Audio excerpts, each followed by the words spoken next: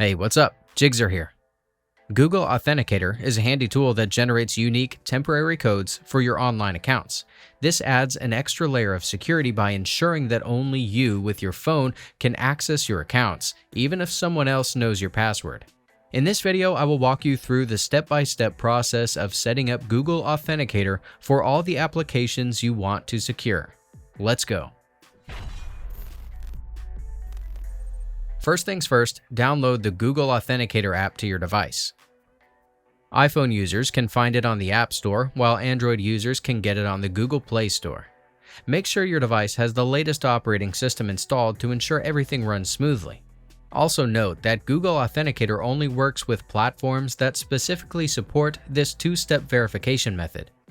While you can use the Authenticator app without a Google account, having one allows you to store and access all of your linked accounts from different platforms in one convenient place. Once the Google Authenticator is ready on your mobile device, the next step is to focus on your target app and access its security settings. For this example, I will be using Facebook, but feel free to follow along if you want to use other apps since the security configurations are quite similar. First, navigate to the Settings page.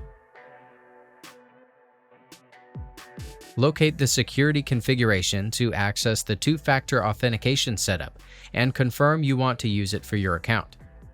For security reasons, you may be asked to re-enter your account password or provide a verification code, so simply follow the on-screen prompts.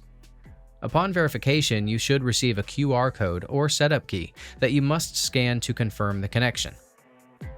On the main dashboard of the Google Authenticator app, click Add a Code and choose to either scan the QR code or enter the setup key manually. If one method doesn't work, try the other. Then simply point your phone's camera at the QR code on your screen. Once your account is verified and added to the Google Authenticator, provide the first 6-digit code generated and enter it on the configuration page of your chosen site to confirm linking your account.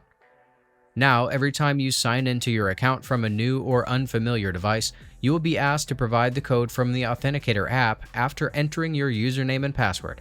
This extra code ensures that only someone with both your login information and your phone can access your account. That's it. If I could help you, feel free to give this video a thumbs up and don't forget to subscribe. Leave a comment down below if you have any questions. See you next time. Bye.